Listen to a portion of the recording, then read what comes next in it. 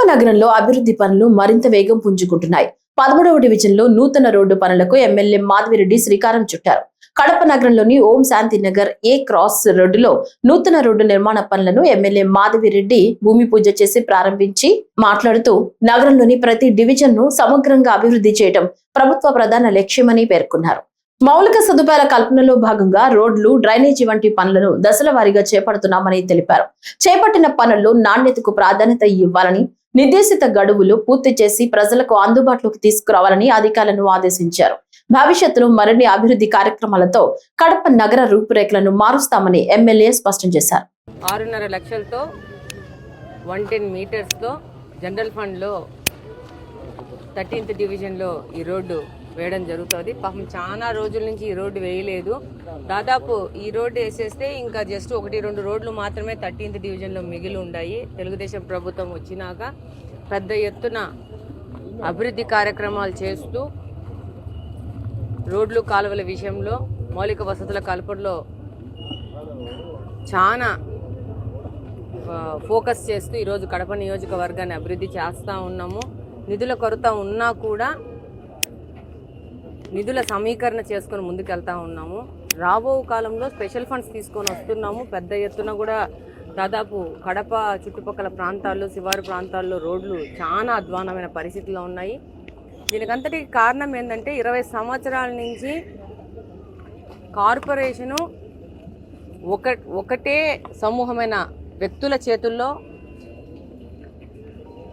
వాళ్ళ ఆధీనంలో కబంధహస్తమైంది. దీనివల్ల ఎంతో అభివృద్ధి చెందాల్సిన కడప హెడ్ క్వార్టర్స్ అభివృద్ధి చెందకపోవడము, విపరీతమైన అవినీతితో కార్పొరేషన్లోని ముఖ్యులు ఈ యొక్క నిర్లక్ష్యాన్ని చేయడం వల్ల కడప హెడ్ క్వార్టర్స్ అవ్వడము, కడప జిల్లా నుంచి, కడప పార్లమెంట్ నుంచి 2 సార్లు ముఖ్యమంత్రులు వెళ్ళినా కూడా కడప పరిస్థితి ఇంత అధ్వానంగా ఉంది అని అంటే 20 సంవత్సరాల నుంచి తప్పుడు వ్యక్తుల చేతుల్లో ఈ కడప ఉండడమే కారణము. నేను ఈ సందర్భంగా కడప నియోజకవర్గంలోని ప్రజలను అందరినీ కోరుకుంటా ఉన్నాను. Now we need to think about Kadapa. మన భవిష్యత్తు గురించి ఆలోచించుకోవాల్సిన అవసరం ఉంది. మన భవిష్యత్తు, మన కడప డెవలప్మెంట్ గురించి ఆలోచించుకొని రాబో కార్పొరేషన్ ఎన్నికల్లో ఒకటే కూటమి పార్టీకి సంబంధించిన వ్యక్తులను గెలిపించి కడప కార్పొరేషన్ని కూటమి ఆధీనంలోకి తీసుకొస్తే ఇక్కడ ఎమ్మెల్యే కానీ కార్పొరేషన్లో కూడా కూటమికి సంబంధించిన వ్యక్తులు ఉంటే అభివృద్ధి అనేది ఇంకా పెద్ద ఎత్తున ముందుకు పోవాల్సి వస్తుంది. పోగలుగుతామని తెలియజేసుకుంటున్నాను. గత 20 నెలల నుంచి కూడా ఇంకా కార్పొరేషన్ ఆధీనంలో ఉండడం వల్ల అనేక ఒడిదుడులకు గురయ్యాం.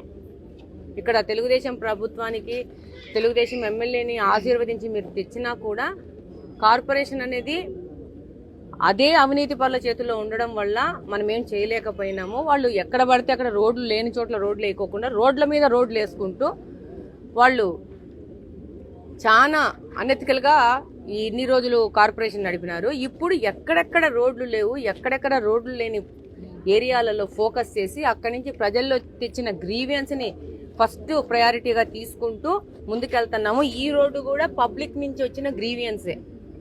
పబ్లిక్ దాదాపు 10-15 నెలల క్రితము గ్రీవియన్స్ తీసుకొని వచ్చి ఇక్కడ చిన్న రోడ్డు ఉంది, 1.10 మీటర్స్ రోడ్డు ఉంది, దీన్ని వెయ్యాలా, మాకు ఇబ్బందిగా ఉంది అని చెప్పి ఇలాంటి గ్రీవియన్స్ తీసుకొని వాటి ప్రయారిటీ వైజ్లో ఫైలింగ్ చేసుకొని ముందు వచ్చిన వాటిని ముందుగా పంపిస్తా చాలా ట్రాన్స్పరెంట్గా కడపలో పనిచేస్తూ ఉండము. ఇది ప్రజలు గమనించాలా. ఇదే అవకాశాన్ని ఇంకా ఎక్కువ కాలం కొనసాగిస్తే కడపలో రోడ్డు లేని, కాలువ లేని ఏరియా లేకోకుండా పని చేయడానికి మేము ఎప్పుడు సిద్ధంగా ఉన్నాము. దానికి ప్రజలు కూడా ముందుకొచ్చి వాళ్ళు కూడా సిద్ధం ఉంటే ఇద్దరము కలిసి ఒక యునైట్గా పని చేయడానికి కడపలో మనల్ని, కడప ప్రజల్ని ఆపే శక్తి ఏది లేదని ఈ సందర్భంగా తెలియజేసుకుంటున్నాను.